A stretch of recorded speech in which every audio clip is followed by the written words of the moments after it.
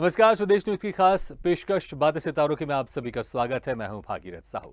बातें सितारों की में आज हम रूबरू होंगे सिंगर भजन सम्राट अनूप जलोटा से। अनूप जलोटा का जन्म नैनीताल उत्तराखंड में हुआ। अनूप जलोटा ने अपने सिंगिंग की शुरुआत ऑल इंडिया रेडियो में कोरस सिंगर के तौर पर की थी। इसके बाद अनूप जलोटा ने भजन सिंगर के तौर पर अपनी पहचान बनाई। भजन जग में सुंदर है दो नाम, ऐसी लागी लगन, कभी कभी भगवान को भी, रंग दे चुनरिया, प्रभु जी तुम चंदन हम पानी समेत कई लोकप्रिय भजनों को अपने सुरों से संवारा है। तो गजल ला पिला दे साकिया, रुख से पर्दा हटा दे, कटेगी ये जिंदगी अब रोते रोते को भी अनूप जलोटा ने अपनी आवाज दी है। सिंगिंग के अलावा अनूप जलोटा ने अभिनय भी किया है। फिल्म सत्य साई बाबा में सत्य साई बाबा की भूमिका निभाई है। इसके अलावा बिग बॉस 12 में इंटरव्यू को लेकर भी काफी चर्चा में रहे। तो आज हम इनसे रूबरू होंगे और जानेंगे इनके सिंगिंग के सफर के बारे में। और इस वक्त हमारे साथ सीधे जुड़ गए हैं भजन सम्राट अनूप जलोटा। अनूप जी, आपका बहुत बहुत स्वागत है स्वदेश न्यूज की खास पेशकश बातें सितारों की में। जी अनूप सर, आपको हमारी आवाज मिल रही है? हाँ, अभी आ रही है। ठीक है जी सर, बहुत बढ़िया सर। सर एक बार फिर से बहुत बहुत स्वागत है आपका। सर शुरुआत में जैसे कि हमने थोड़ी जानकारी जुटाई है सर कि ऑल इंडिया रेडियो से आपने शुरुआत की थी। इसके पहले भी आप लगातार गाना गाते थे, लेकिन ऑल इंडिया रेडियो में सर आप एज ए कोरस की तरह आप उसमें आप ज्वाइन किया था आपने। तो सर मैं इसके पहले भी जी। जानना चाहूंगा कि इसके पहले कब, आखिर क्या उम्र थी आपकी और कैसे आपकी सिंगिंग के सफर की शुरुआत हुई? आपको लगा कि मुझे सिंगर बनना है? असल में मेरे परिवार में संगीत है। मेरे पिताजी श्री पुरुषोत्तम दास जलोटा देश के बड़े क्लासिकल सिंगर्स में गिने जाते हैं। उनको भारत सरकार ने पद्मश्री से नवाजा था। जी उसके बाद फिर मुझे भी पद्मश्री मिला। जी तो मेन बात तो ये कहनी है कि अ, ये गिफ्ट होती है, किसी को देन होती है भगवान की, तो उसको ही हम और चमकाते हैं रियाज से। जैसे हमारे तीन भाई, हम लोग तीन भाई हैं, दो बहनें हैं, लेकिन उनमें ये प्रतिभा इतनी नहीं आई कि वो इसको प्रोफेशन बना सके। वैसे जी तो सभी गाते हैं, सबके अंदर कोई ना कोई कला है। जी। तो अगर किसी में ये प्रतिभा आती है तो उसको फिर चमकाया जाता है। हम्म। तो मैं बड़ा भाग्यशाली हूं कि मुझ में ये प्रतिभा आई अपने पिताजी की, और मैंने उस पर काम किया। जी, बिल्कुल। सर आपने बिल्कुल सही कहा कि ये जो सिंगिंग का जो है आपको एक हुनर मिला है, ये आपके परिवार से मिला है। लेकिन सर शुरुआत में आप एक शौकिया तौर पर गाते होंगे, और या फिर आपको लगता है कि मैं अच्छा गा रहा हूँ लेकिन इसको मुझे अपना प्रोफेशन बनाना है। एक एक समय आया होगा जब आपको लगा होगा कि हाँ, अब मैं इस सिंगिंग को मैं अपना प्रोफेशन बना सकता हूँ। वो कौन सा दौर था? वो कब आपको लगा कि हाँ, इस सिंगिंग के क्षेत्र में मैं जा सकता हूँ और इसी को अपना जो मेरा शौक है इसको मैं प्रोफेशन भी बना सकता हूँ? वो मुझे 7 साल की आयु में ही पता लग गया था कि हम्म। 7 साल की आयु में मैं मंच पे गाने लगा था। जी और वहां मुझे वो जो सेटिस्फेक्शन मिल रहा था, वो मुझे ये कह रहा था कि यही फील्ड है तुम्हारे लिए, यही काम करो। जी। और मैं उसमें लग गया, हम्म। सीखने भी लगा और मंच पे गाने भी लगा। तो अभी कुछ 63 ईयर्स से हम्म। 63 ईयर्स से मैं मंच पे गा रहा हूँ। जी। मैं अब 69 का हूँ। हम्म। तो 6-7 साल का था जब से मैंने शुरू कर दिया था। जी तो बस वो सिलसिला पिछले 62-63 साल से चल रहा है। जी।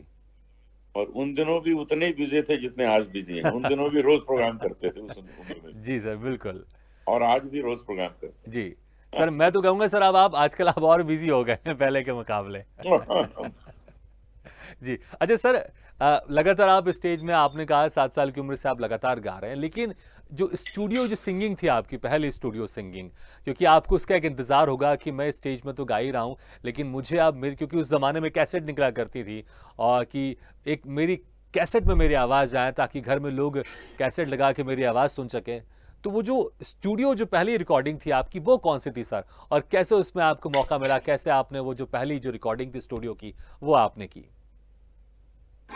मेरी जो पहली रिकॉर्डिंग हुई थी उसको 53 ईयर्स हो गए। जी उन दिनों कैसेट नहीं हुआ करती थी, उन दिनों डिस्क बनते थे, जी सर, बिल्कुल। हाँ, वो उसको एलपी, एलपी। EP, SP. जी, हाँ। तो मैं लखनऊ में था, तो जी, लखनऊ में एचएमवी के लोग दिल्ली से लखनऊ आए मुझे रिकॉर्ड करने। हाँ। लखनऊ में स्टूडियोज भी नहीं थे, तो उन्होंने एक होटल, बर्लिंगटन होटल था, अभी भी है, जी। उसके एक कमरे को स्टूडियो बनाया, हुँ। उसमें मुझे रिकॉर्ड किया और एक ईपी एल्बम हमारा उन्होंने रिलीज किया। जी, तो मैं 16 साल का था, लोगों ने मुझे पहचानना शुरू कर दिया कि हाँ। भाई इस एज में, और मैं तो उस वक्त पढ़ रहा था, I was doing my BA. जी, तो मैंने कहा भाई नहीं, और तो मैं रिकॉर्डिंग नहीं करूंगा, अभी मैं ब्रेक कर दी, हाँ। मैं बीए कंप्लीट करके बम्बई आऊंगा फिर करूंगा। जी। तो मैं बीए कंप्लीट किया, मैं 20 साल की उम्र थी जब मैं बम्बई आया, हुँ। और आके मैंने ऑल इंडिया रेडियो में गया एक रिकॉर्डिंग करने, तो उन्होंने कहा जी यहाँ पर एक कोरस सिंगिंग का ग्रुप है, आप क्यों नहीं उसको ज्वाइन करते। तो मैंने जी, उसे ज्वाइन किया, कोरल ग्रुप को। हाँ। और कोरल ग्रुप में गाते गाते मुझे बहुत तजुर्बा मिला, बहुत कुछ सीखने को मिला। हुँ। उस वक्त मेरी तनख्वाह थी 320 रुपए महीना, जी, और मैं बहुत कुछ सीखने को मिलता था। 30 सिंगर हम लोग साथ साथ गाते थे। हाँ। तो ये शुरुआत हुई है जीवन जी। की। क्योंकि सर जितना मैं रेडियो को जानता हूँ कि रेडियो में अगर आप एज़ ए अभिनय भी करना चाहते हैं या एज़ ए सिंगर भी बनना चाहते हैं, तो उसका जो एग्ज़ाम होता है, वो बड़ा मुश्किल होता है। तो ये फिर मुझे से बोले, वो सुनाई नहीं जी। पड़ा, आया हाँ नहीं। सर, सर मैं कह रहा हूँ कि जितना मैं जानता हूँ रेडियो को लेकर, अगर कोई वहाँ पर अभिनय भी करना चाहता है या एज़ अ सिंगर जैसे आपने कोरस वहाँ पर काम किया, तो उसके लिए भी जो एग्ज़ाम होता है, वो बड़ा मुश्किल होता है। उस ज़माने में तो रेडियो का जो ऑरा था, वो टीवी से ज़्यादा हुआ करता था क्योंकि घरों-घर में टीवी नहीं हुआ करते थे, लेकिन रेडियो हुआ करती थी। और फिर आपने उसमें एज़ ए कोरस या सिंगर से शुरुआत किया, फिर आप उसमें एज़ ए मेन सिंगर भी बने और उसका जो एग्ज़ाम भी होता है सर रेडियो में शामिल होने का, बड़ा हार्ड होता है, आज भी हाँ होता हाँ। है और उस वक़्त तो मुझे लगता है कि बड़ा मुश्किल होता होगा। मैं उसकी आपको कहानी सुनाता हूँ, बहुत बढ़िया, कि जी सर। मेरी माँ, वो भी थोड़ा थोड़ा गाती थी, जी सर। उनको भी शौक था, हुँ। और मैं काफी रियाज करता था। तो 16-17 साल की उम्र में मैंने अपनी माँ से कहा कि मैं रेडियो ऑडिशन हाँ। देने जा रहा हूँ लखनऊ में। तो उन्होंने मुझे कहा भाई मेरा भी फॉर्म भर दो। हाँ। तो मैंने कहा ठीक है, आप तो वैसे तो शौकिया गाती हैं, ज्यादा मेहनत तो हुँ। करती नहीं है, लेकिन आप कह रही हैं तो आपका भी फॉर्म भर देते हैं। जी।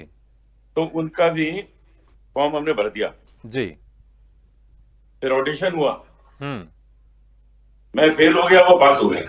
अच्छा। जी। तो मुझे मुझे कहने लगी, देखा, बड़ी बड़ी बड़ी टीम हाँकते हो, देखो हाँ। ज्यादा ऊंची बात नहीं करनी चाहिए, रह गए जी। ना। तो उसके जी। उसके बाद कुछ एक एक साल या 7-8 महीने बाद हमने फिर ऑडिशन दिया, हाँ। और उसमें उसमें फिर हम पास हो गए। जी। सर आपके बहुत लोकप्रिय भजन तो हमने सुने ही अक्सर। सर उस दौर के सर जी। कोई आपको कोई गाना, भजन, गज़ल या कोई आपको याद हो, तो हमारे दर्शक ज़रूर सुनना चाहेंगे क्योंकि आपके जो बहुत सारे जो लोकप्रिय भजन तो अक्सर हम सुनते हैं और आज भी घरों में बजते हैं। लेकिन जब आप रेडियो में आप जब काम करते थे एज़ अ मैं कोरस सिंगर। जी। मैं आपको एक गाना सुनाता हूँ, जी।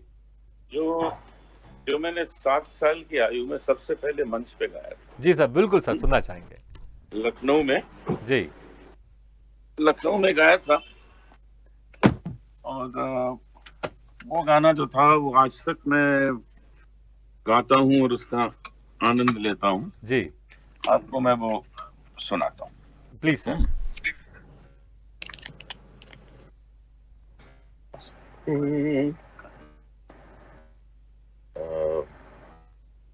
पवन हंस। अभी मैं जा रहा हूँ जी। पवन हंस, जहाँ पर अंतिम संस्कार हो रहा है पंडित शिव कुमार शर्मा जी का। ओह! सर हमारे से चैनल की निकला तरफ से हूँ भी जी, उनको उनको श्रद्धांजलि हम अर्पित करते हैं। जी, वो रहे नहीं, तो अभी मैं वहीं पे जा रहा हूँ। जी। मैं आपको ये सुनाता हूँ। जी सर।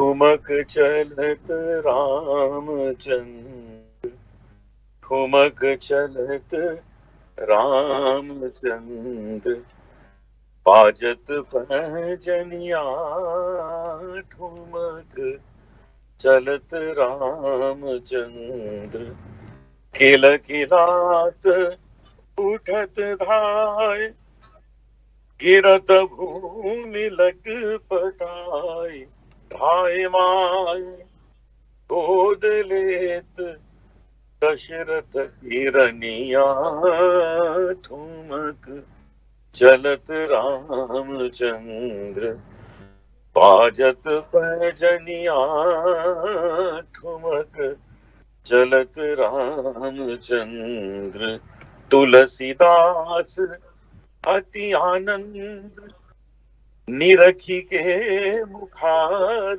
बिंद, रघुवर की छवि समान, रघुवर मुख बनिया ठुमक चलत रामचंद्र ठुमक। सर जब भी ये गाना सुनते हैं ना सर, एक एक अलग ही सुकून मिलता है। और जब आपके सुरों में, जब आपकी आवाज़ में जब ये गाना कानों में जाता है तो एक अलग ही आनंद की अनुभूति होती है। सर ये वो जो, जी सर ये वो गाना था जब आपने 7 साल की उम्र में आपने गाया, स्टेज में गाया था आपने, और सर उसके बाद फिर इतने सारे आपने के बाद एक लोकप्रिय भजन गाया आपने, और फिर उसके बाद भजन सम्राट।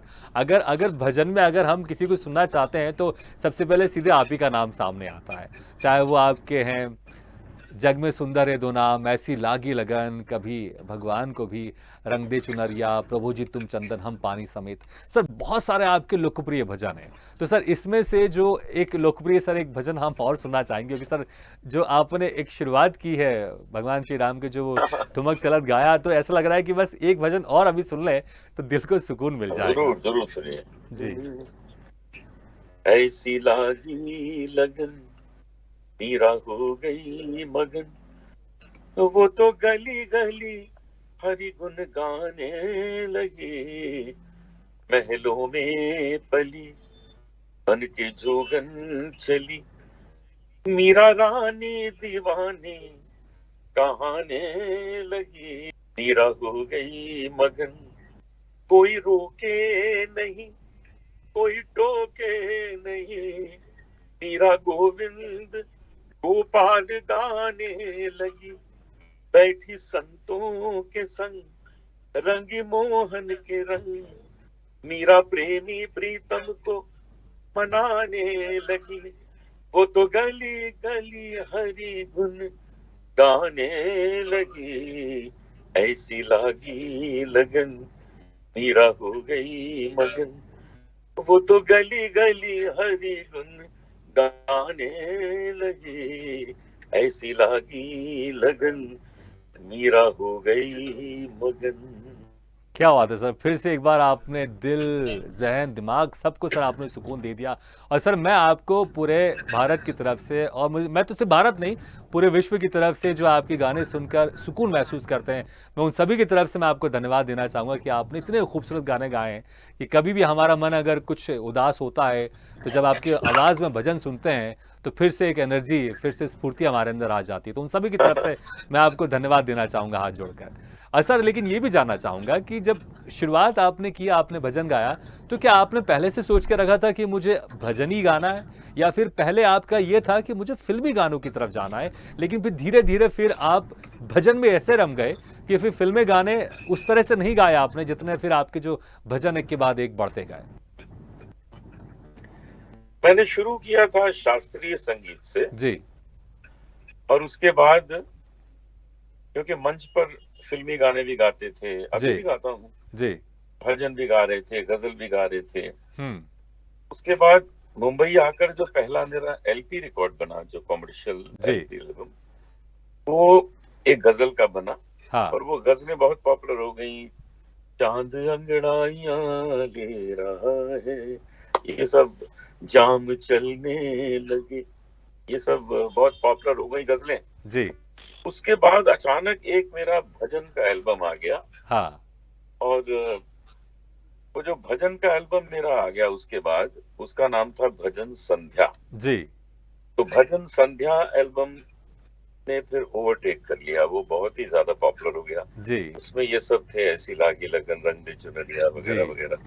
तो फिर लोगों ने मुझे कहना शुरू कर दिया, जी ये तो भजन सम्राट है। हाँ। तो जब ये कहना शुरू कर दिया तो हर जगह भजन का ही चक्कर शुरू हो गया। जी, मैंने कहा ठीक है, अरे आपको जो सुनना है हम सुनाएंगे, जी। आपको गजल सुननी है गजल सुना देंगे, हाँ, भजन सुनना भजन, फिल्मी गाने सुनने फिल्मी गाने। जी, फिल्मों में भी गाया, सभी म्यूजिक बिल्कुल। डायरेक्टर्स के लिए गाया। जी, लेकिन फिर बहुत मैं व्यस्त हो गया अपने कार्यक्रमों को करने में, सारी हाँ, दुनिया ट्रैवल करने में।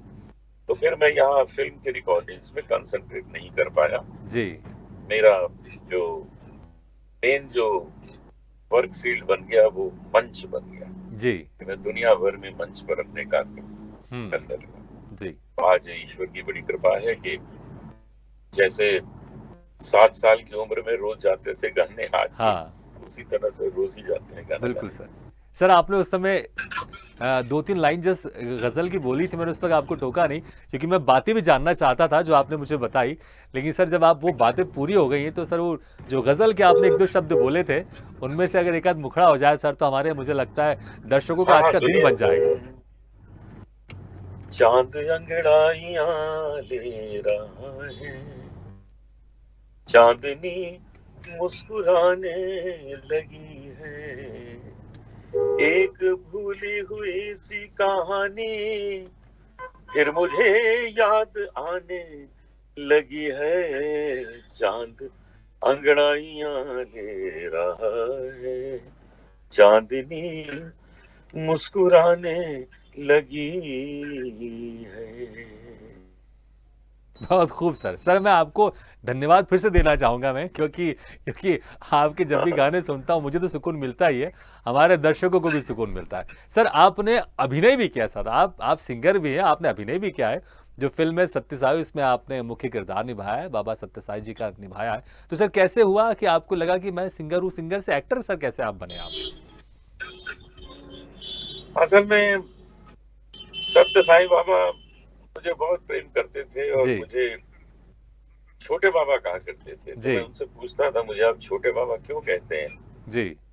तो कहते थे एक दिन पता लगेगा तुम्हें क्यों कहते हैं। हाँ, और जब ये फिल्म बनना शुरू हुई उनके जाने के बाद, तो उसमें साईं बाबा मुझको ऑफर हुआ, तो मैं समझ गया ये बाबा कहते थे छोटे हुँ, बाबा, जी, इसलिए बोलते थे। जी, तो संतों की जो वाणी होती है उसमें सत्यता होती है, जी, सत्य कहते जो जी, कहते हैं वो होता है। बिल्कुल। तो बड़ा मजा आया मुझे वो फिल्म करके, और उसके बाद तो कई जगह काम किया। जी, पाताल लोक वेब हुँ, वेब सीरीज आई, उसमें काम जी, किया। अभी एक फिल्म आ रही है हिंदुत्व, उसमें किया है। जी, एक और वेब सीरीज आ रही है भूत मंडली, उसमें किया है। जी। एक फिल्म आ रही है करतूत, उसमें हूँ। एक फिल्म आ रही है टोकन। तो जी, बहुत से ऑफर्स हैं एक्टिंग जी। के भी, सर वो इसलिए भी मैंने सब आपको कर उस रहा वक़्त हूँ और सही इसका कहा कि मजा आप ले रहा पहले के हूँ। मुकाबले अब आप ज़्यादा बिज़ी हो गए क्योंकि आप सिंगर नहीं अब आप एक्टर भी बन गए। जी। सर समय बहुत कम है नहीं तो हम आपसे और चर्चा करते। सर जाते-जाते सर एक कोई मनपसंद आपका जो बहुत दिल के आपके करीब है, सर वो सुनना चाहेंगे? हाँ सुनिए। जग में सुंदर है दो नाम, चाहे कृष्ण कहो या राम, बोलो राम राम राम बोलो, श्याम श्याम श्याम। माखन ब्रज में एक चुरावे, एक बेर भिलनी के खावे, प्रेम भाव से भरे अनोखे दोनों के हैं काम, चाहे कृष्ण कहो या राम।